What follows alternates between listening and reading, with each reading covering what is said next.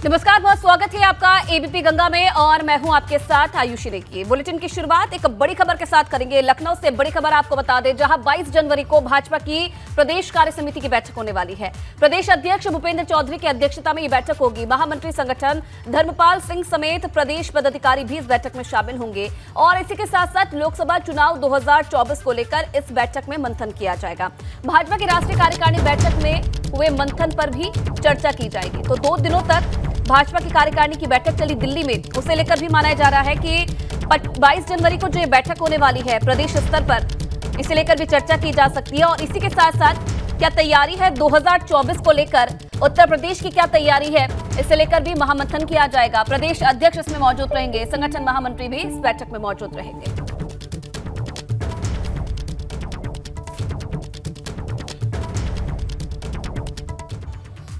इधर अखिलेश यादव के 2 दिवसीय तेलंगाना यात्रा का आज दूसरा दिन है। आज अखिलेश यादव सीएम केसीआर की रैली में शामिल होंगे। तेलंगाना के खम्मन में केसीआर की रैली होनी है।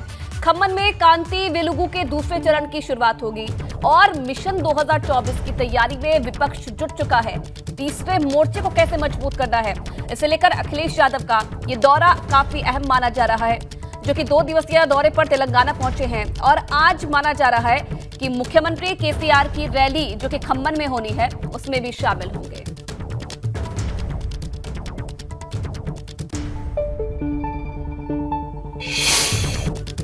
अब बात जोशीमठ की करेंगे तो जोशीमठ में बर्बादी की तस्वीरें और ज्यादा डराने लगी है, क्योंकि दरार अब एक घर से दूसरे घर, एक होटल से दूसरे होटल तक पहुंचती जा रही है।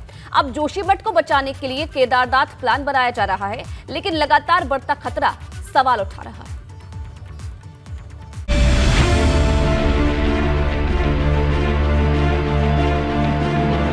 जोशीमठ पर मंडरा रहा संकट बढ़ता जा रहा है, क्योंकि दरार एक मकान से दूसरे मकान फैलती जा रही है और अब जोशीमठ का गेस्ट हाउस लोनीवी भी इसकी जद में आ गया है, जहां दरार इतनी बड़ी हो गई है कि सुरक्षा के लिहाज से बहुत हानिकारक हो गया है, जो कभी भी जमींदोज हो सकता है। वहीं जोशीमठ बचाने के लिए नरसिंह मंदिर में देव पूजाई समिति, व्यापार मंडल, जोशीमठ सहित अन्य लोगों द्वारा भव्य हवन यज्ञ किया जा रहा है। मां चंडिका का यज्ञ किया जा रहा है।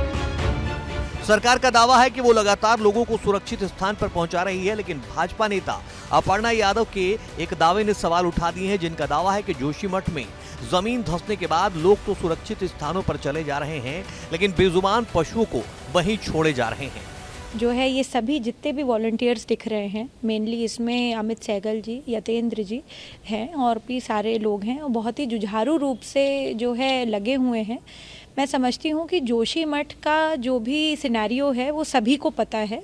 भारतवर्ष में ये बड़ा दुखद है कि इस तरह से उत्तराखंड में हो रहा है और जिस तरह से पहाड़ ढहने से लोग वहाँ से पलायन कर रहे हैं, लोग अपने एनिमल्स को छोड़ रहे हैं वहाँ, चाहे कैटल के एनिमल्स हो, चाहे वो डॉग्स हों, और स्पेशली पेट कैट्स हैं, डॉग्स हैं, हॉर्सेस हैं, इवन यहाँ तक कि खच्चरों का भी आ रहा है कि छोड़ करके लोग चले जा रहे हैं।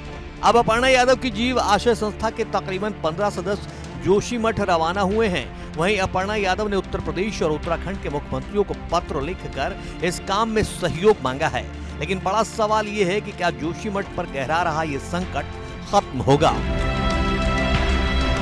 Bureau report, ABP Ganga. तो यूपी में सपा के इस वक्त सिर्फ 3 सांसद हैं, जिसमें से 2 मुसलमान हैं और दोनों ही पश्चिमी यूपी से संबंध रखते हैं। और इन्हीं में से एक सांसद है शफीकुर रहमान बर्क, जिन्होंने मायावती की जमकर तारीफ की है। बर्क ने न सिर्फ मायावती को मुस्लिमों की पहली पसंद बताया है, बल्कि ओबीसी समाज के लिए भी मायावती को बेहतर बता डाला। अब बर्क के इस बयान के कई मायने निकाले जाने लगे हैं। सवाल ये भी उठने लगा है कि क्या इमरान मसूद के बाद पश्चिमी यूपी का एक और मुस्लिम चेहरा समाजवादी पार्टी छोड़कर बसपा में जाने वाला है।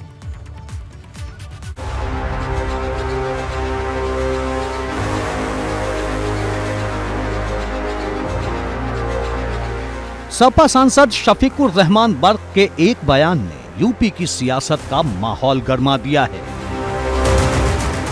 बर्क वैसे तो गैर राजनीतिक मुद्दों पर टिप्पणी के चलते ज्यादातर सुर्खियों में रहते हैं, लेकिन इस बार उन्होंने मायावती को लेकर ऐसी बात कह दी कि लखनऊ में मौजूद सपा दफ्तर तक करंट दौड़ गया।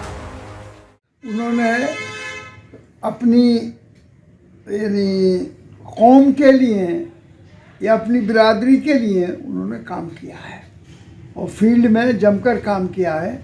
बहरहाल मैं भी उनकी पार्टी में रह चुका हूँ। 2009 में मैंने भी इलेक्शन लड़ा था, तो मेरा इलेक्शन बहरहाल उनकी पार्टी से मैं जीता था, समाजवादी हार गई थी। मायावती की तारीफ में कसीदे पढ़ने वाले वर्ग बसपा में भी रह चुके हैं, लेकिन मौजूदा वक्त में वो सपा के सांसद हैं। ऐसे में मायावती की इस तरह से तारीफ करना पूरे पश्चिमी यूपी का सियासी पारा चढ़ा रहा है। सवाल ये है कि क्या पश्चिमी यूपी में इमरान मसूद के बाद सपा का एक और बड़ा नेता बसपा में वापसी करने वाला है? इस संभावना को बल देने वाला वर्ग का एक और बयान सुनिए। वो भी एक शख्सियत हैं और सुप्रीमो हैं। वो उनके रहने से उनकी भी ज़रूरत है देश के अंदर, ताकि ओबीसी के लोगों का के साथ जो जुल्म और जाती नाइंसाफ़ी होती है उसके रोकने के लिए उनकी भी ज़रूरत है। और हम भी बहैसियत मुसलमान के हम भी सपोर्ट करते हैं। वैसे तो अक्सर मुस्लिमों की बात करते हैं, लेकिन इस बार उन्होंने ओबीसी के नाम पर बड़ा बयान दिया है। वर्क ने साफ कहा कि अगर ओबीसी समाज के लिए कोई सबसे बड़ा हितैषी है तो वो मायावती है। सपा सांसद का ये बयान इस वजह से महत्वपूर्ण हो जाता है क्योंकि अखिलेश यादव की पूरी राजनीति इन दिनों पिछड़े वोट बैंक के इर्द गिर्द ही घूम रही है और सपा सांसद का ऐसा बयान मुस्लिम वोट बैंक में भी दरार पैदा कर सकता है, साथ ही ओबीसी समाज को भी सोचने पर मजबूर कर देगा। वर्ग के ऐसे बयान के बाद सवाल कई हैं। क्या अखिलेश यादव उन्हें 2024 के लिए पसंद कर पाएंगे या फिर वर्ग ने पहले ही अपनी नई राह की तलाश कर ली है? कहीं वर्ग 2024 का लोकसभा चुनाव बसपा के टिकट पर लड़ने की तैयारी में तो नहीं? इसकी कई वजहें हैं। पश्चिमी यूपी से सपा के 2 मुस्लिम सांसद हैं। संभल से शफीकुर रहमान बर्क और मुरादाबाद से एसटी हसन। पहली बार सांसद बने एसटी हसन को काफी तवज्जो मिलती है। लोकसभा में भी एसटी हसन ही सपा के नेता सदन बने हैं, जबकि कई बार के सांसद शफीकुर रहमान बर्क को नजरअंदाज किया गया। आप समाजवादी पार्टी में हैं और आप कह रहे हैं कि आप सपोर्ट करते हैं। सपोर्ट भाई, जब जो ओबीसी के साथ जब नाजायज सलूक होता है तो हम बहरहाल उसको पसंद नहीं करते। हम बहरहाल इस मामले में उनके साथ हैं। देखिए, ये उनका अपना ख्याल है। मेरे भी वो बुज़ुर्ग हैं, बड़े हैं, लेकिन हाँ, बीइंग ए मुस्लिम जो आपने लफ्ज़ कहा ना, पार्लियामेंट में जिस वक्त 3 तलाक का बिल आ रहा था तो उस वक्त मायावती कहाँ थी? बीजेपी के साथ क्यों गई थी? सीए आया तो क्यों वॉकआउट करा था? मुखालफत क्यों नहीं करी थी? 370 जब आया है तो उस वक्त बीजेपी के साथ क्यों खड़ी थी? यानी उम्र चाहे जितनी हो जाए, राजनीति में महत्वाकांक्षाएं कम नहीं होती और वर्क ने मायावती के पक्ष में बयान देकर सपा के खेमे में हलचल जरूर पैदा कर दी है। एबीपी गंगा के लिए ब्यूरो रिपोर्ट। और चलिए इसी बीच बस्ती से एक बड़ी खबर आपको बता दें। सांसद खेल महाकुंभ का प्रधानमंत्री मोदी आज उद्घाटन करने वाले हैं। प्रधानमंत्री मोदी वीडियो कॉन्फ्रेंसिंग के माध्यम से इसका उद्घाटन करेंगे। दोपहर 1 बजे सांसद खेल महाकुंभ का उद्घाटन करेंगे प्रधानमंत्री मोदी।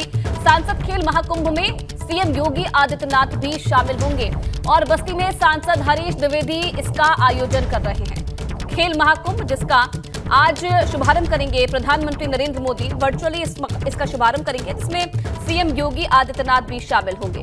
बस्ती में सांसद हरीश द्विवेदी इसका आयोजन करवा रहे हैं।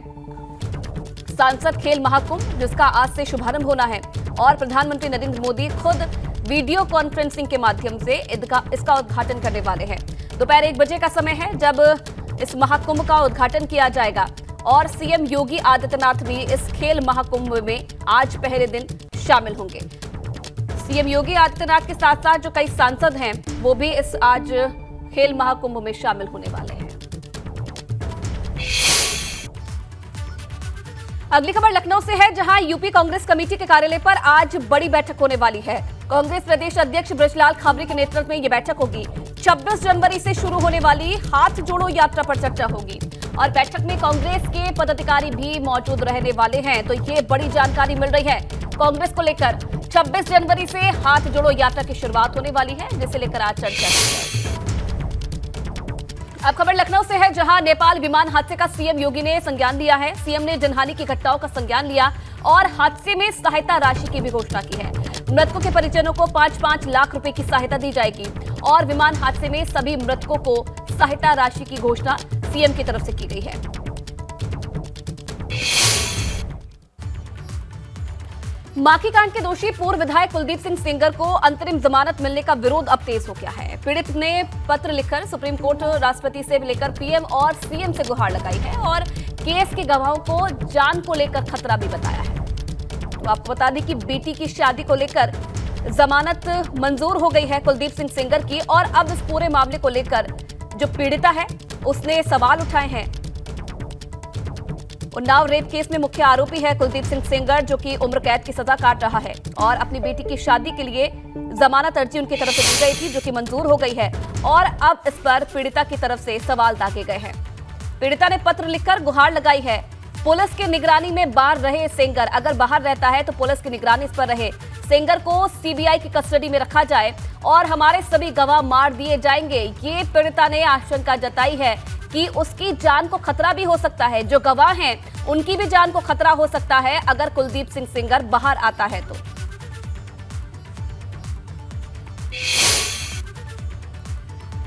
और अब खबर संगम नगरी प्रयागराज से है, जहां माघ मेले में इस्लामिक और दूसरे आपत्तिजनक साहित्य बेचने और फ्री बांटे जाने के मामले का पुलिस ने खुलासा कर दिया है। पुलिस ने मास्टरमाइंड मदरसा टीचर के साथ ही 3 आरोपियों को गिरफ्तार किया है, जिनमें से 2 लोगों को कुछ सालों पहले ही धर्मांतरण कराया गया था। पकड़ा गया मास्टरमाइंड बज़्म-ए-पैगाम-ए-बदानियत संस्था का प्रमुख भी है। पुलिस का दावा है कि यह काम विदेशी ताकतों के इशारे पर किया जा रहा था। अबू धाबी से फंडिंग हासिल करके सनातन धर्मियों की आस्था के सबसे बड़े मेले में इस्लाम धर्म का प्रचार प्रसार किया जा रहा था और ऐसे सॉफ्ट टारगेट तलाशे जा रहे थे जिनका बाद में धर्मांतरण कराया जा सके। अब पुलिस इस पूरे नेटवर्क का पता लगाने में जुटी हुई है।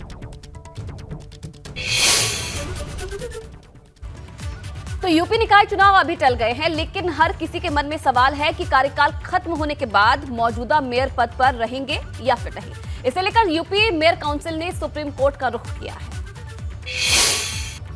आप सुप्रीम कोर्ट आपने रुख किया है, तो क्या लग रहा है आपको, इस तरह की व्यवस्था क्या पहले रही है कि अगर कार्यकाल पूरा हो गया हो, चुनाव नहीं हुआ हो तो कंटिन्यू करें पद?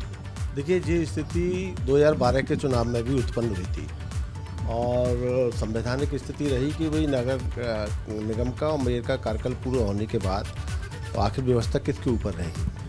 तो उस वक्त भी मेयर्स गए थे हाई कोर्ट में, तो हाई कोर्ट से उन्हें राहत मिली थी। हाई कोर्ट ने स्पष्ट कहा था नगर निगम अधिनियम 1959 की धारा 15(3) में स्पष्ट उल्लेख है कि मेयर का कार्यकाल मेयर टू मेयर रहेगा, या तो बीच में खंडित हो जाए नगर निगम, या मेयर को हटा दिया जाए, या मेयर रिजाइन कर दें।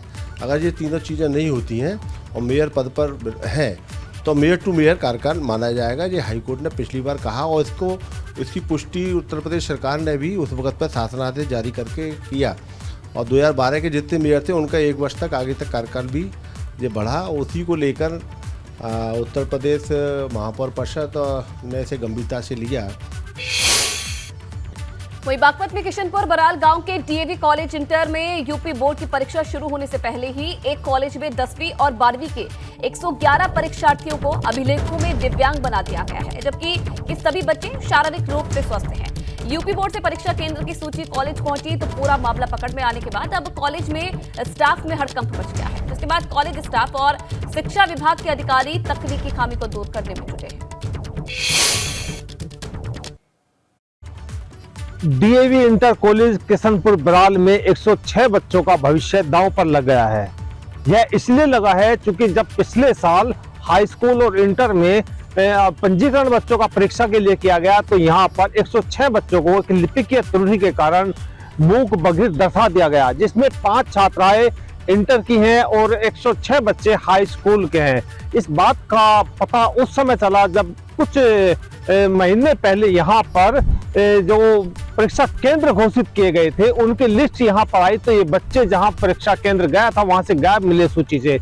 जब इस बात की यहाँ के स्टाफ ने पड़ताल की तो पूरा मामला सामने आया। हालांकि स्कूल की तरफ से लेटर बोर्ड को लिखा गया है लेकिन अभी उसमें कोई सुधार नहीं हुआ है। राजीव पंडित, एबीपी गंगा बागपत। हाँ, तो 56 बच्चे तो एक है इसमें हाई स्कूल के जो डंप आ गए, और 106 बच्चे आए थे, लेकिन ये 56 में लड़के हैं, बाकी लड़कियां थी जो हमारे यहाँ सेल्फ में वे डंप है सब। तो 5 बच्चे जो इंटर के थे वे बी के सेक्शन बी के वो जो है 5 ब्लाइंड आ गए थे, उनमें हमने तुरंत जानकारी प्राप्त करके कार्रवाई की। इधर गाजीपुर में एक अधिकारी का विवादित बयान सोशल मीडिया पर काफी वायरल हो रहा है। जानकारी के मुताबिक दर्शन पूजन करने के लिए नोडल अधिकारी के साथ मुख्य विकास अधिकारी, एसडीएम सेवराई और नायब तहसीलदार हिम्मत बहादुर मंदिर पहुंचे थे। मंदिर से दर्शन पूजन कराकर लौटने के बाद सेवराई तहसील के नायब तहसीलदार हिम्मत बहादुर ने देवी देवताओं या मंदिर में पूजा करने वाले लोगों का विरोध शुरू कर दिया। इस दौरान उन्होंने विवादित बयान भी दिया है। नायब तहसीलदार सार्वजनिक स्थान पर मंदिर में पूजा या आस्था रखने वाले लोगों को बेवकूफ बता रहे थे। नायब तहसीलदार ने बड़ी बेअदबी से जवाब देते हुए कहा कि मंदिर में आस्था रखने वाले लोग बेवकूफ हैं। होता है मन और दिल, मंदिर तैयार भी समझ आए ना, उसे का हमारा करें ना, उसे का दिल है ना, मंदिर जो है मन और दिल है कि जो बना दिए हैं। तो मंदिर पर पूजा करने वाले को क्या कहते हैं? अरे बेवकूफ हैं। मंदिर में पूजा तब क्या है, उनको क्या ईश्वर का ज्ञान है क्या, बोध है क्या? अब खबर मुरादाबाद से है, जहां पद्मावत ट्रेन में मारपीट मामले में एक नया मोड़ आ गया है। छेड़छाड़ के आरोप में व्यापारी की गिरफ्तारी हुई है। शाहजहांपुर की युवती ने छेड़छाड़ की शिकायत की थी और रेलवे पुलिस ने आसिम हुसैन को गिरफ्तार किया है। कुछ दिन पहले कारोबारी की पिटाई का वीडियो सामने आया था और पीड़ित युवती का कहना है कि आरोपी ने उसके साथ ट्रेन में छेड़छाड़ की, लेकिन लोकलाज के कारण उसने पहले कोई शिकायत दर्ज नहीं कराई। आरोपी को भी कोर्ट के सामने पेश जीआरपी आज करेगी। कुछ दिनों पहले का ये वीडियो वायरल हुआ था, जिसमें अब एक नया मोड़ आया है, जहां पर शाहजहांपुर की युवती ने छेड़छाड़ का आरोप लगाया है। उसका कहना है कि ट्रेन में उसके साथ छेड़छाड़ की गई और उसके बाद इस व्यापारी की पिटाई हुई थी, जिसका वीडियो भी वायरल हुआ था। और अब जीआरपी पुलिस आरोपी को कोर्ट में पेश करेगी। तो रेलवे पुलिस ने आसिम हुसैन को गिरफ्तार कर लिया है, जिस पर छेड़छाड़ का आरोप लगा है। और अब ये युवती सामने आई है, जिसका कहना है कि ट्रेन में इसके साथ छेड़छाड़ हुई थी, जिसकी वजह से इस आरोपी की पिटाई हुई। इधर ट्रेन में मुस्लिम यात्री की पिटाई पर अब सियासत भी तेज हो गई है। सपा सांसद ने जहां भड़काऊ बयान दिया है, तो वहीं भाजपा नेता ने भी इस पर पलटवार किया है। जब एक मुसलमान के साथ ये सलूक हो रहा है, तो इसका मतलब ये कि सारी मुसलमान कौम को चैलेंज हो रहा है। ये चैलेंज ये किसी आदमी को, किसी मुसलमान को मारना इस तरीके से बिला वजह, उसका कोई कसूर नहीं है। देखिए, ये रहमान जैसे लोग, मुझे नहीं पता इन्हें कौन इन लोगों को ये सलाह देता है कि इस तरीके की बंटवारे की बात करो। देखिए, एक व्यक्ति है जिसकी पिटाई हुई, 2 व्यक्ति हैं जिन्होंने पिटाई की। पिटाई करने वाले के साथ न्याय होना चाहिए, उसको न्याय मिला है, पुलिस ने उठा के जेल भेज दिया है। अब ये रहमान जैसे ओवैसी जैसे लोग, जिनके अंदर मैं बहुत दिन से कह रहा हूं कि इनका जांच होनी चाहिए, जिन्ना की आत्मा इनके अंदर घुस गई है, ये बंटवारे की चीज करते हैं। और आज इसी का नतीजा है कि ये मुस्लिमों को अलग थलग करने का काम कर रहे हैं, उस पर अपनी रोटी सेकने का काम कर रहे हैं। अगली खबर जालौन से है, जहां नाबालिग से दुष्कर्म की वारदात सामने आई है। पड़ोसी ने दुष्कर्म की वारदात को अंजाम दिया। आरोपी ने पीड़िता के छोटे भाई को जान से मारने की धमकी भी दी। पुलिस ने मुकदमा दर्ज करके आरोपी की तलाश शुरू कर दी है। रामपुरा थाना क्षेत्र के ग्राम मटहौली की घटना है। जालौन से ये बड़ी खबर, जहां दुष्कर्म की वारदात पेश आई है। पड़ोसी ने दुष्कर्म की वारदात को अंजाम दिया। थाना रामपुरा अंतर्गत एक दुष्कर्म का मामला सामने आया है, जिसमें तहरीर के आधार पर सुसंगत धाराओं में अभियोग पंजीकृत कर लिया गया है तथा विवेचना मेरे द्वारा संपादित की जा रही है। घटनास्थल का निरीक्षण मेरे द्वारा किया गया है। अभियुक्त की शीघ्र गिरफ्तारी कर अग्रिम कार्रवाई की जाएगी।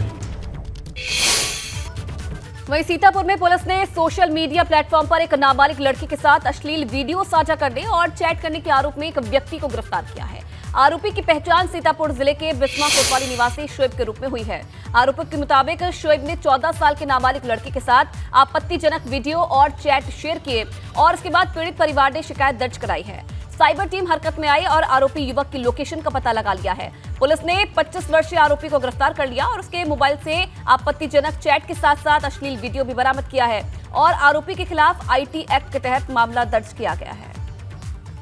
14 वर्ष का व्यक्ति है, उसके साथ में 20 वर्ष का एक युवक है, वो वीडियो चैट कर रहा है। वो उस वीडियो चैट काफ़ी आपत्तिजनक है, में अपराध भी बनता है। तो पुलिस ने इसका संज्ञान लेते हुए जो ऑनलाइन शिकायत मिली थी, उस ऑनलाइन शिकायत का तत्काल संज्ञान लेते हुए इसमें साइबर क्राइम मुख्यालय से जो जांच आई थी उसका भी संज्ञान लेते हुए इसमें मुकदमा दर्ज कराया है और जो अभियुक्त है उसको गिरफ्तार भी किया है।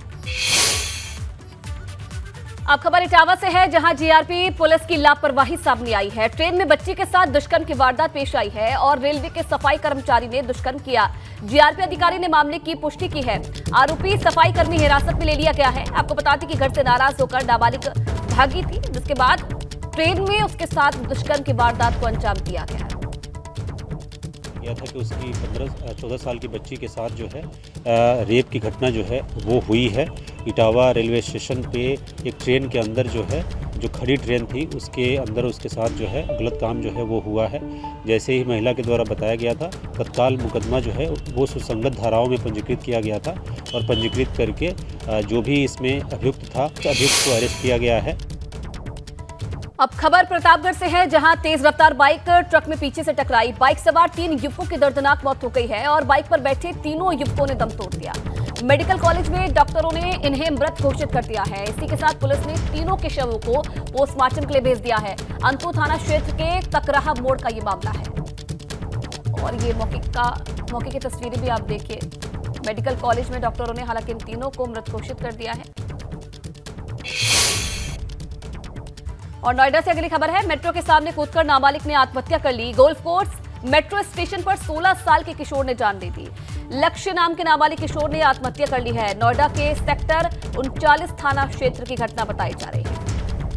गोल्फ कोर्स मेट्रो स्टेशन पर 16 साल के किशोर ने आत्महत्या कर ली। लक्ष्य नाम का ये नाबालिग बताया जा रहा है जिसने आत्महत्या कर ली है। अब खबर कानपुर से है, जहां बेटे ने पिता की पीट पीटकर निर्मम हत्या कर दी है। अपने पिता को पीट पीटकर मौत के घाट इस बेटे ने उतार दिया और घटना के बाद से बेटा फरार हो गया है। पुलिस आरोपी बेटे की तलाश में जुटी है। बेकनगंज थाना क्षेत्र के रेल पटरी का मामला बताया जा रहा है। तो ये बड़ी खबर। अब खबर मथुरा से है, जहां बांके बिहारी मंदिर के कॉरिडोर को लेकर प्रदर्शन हुआ है। कॉरिडोर का नक्शा जलाकर ब्रजवासियों ने प्रदर्शन किया और सरकार द्वारा बनाए गए कॉरिडोर के नक्शे का विरोध लगातार मंदिर के कॉरिडोर को लेकर प्रदर्शन हो रहा है। एक बार फिर से कॉरिडोर के नक्शे को लेकर जो मथुरा वासी हैं उन्होंने प्रदर्शन किया है। सरकार द्वारा बनाए गए कॉरिडोर के नक्शे का विरोध किया गया है और इसे लेकर प्रदर्शन भी किया गया।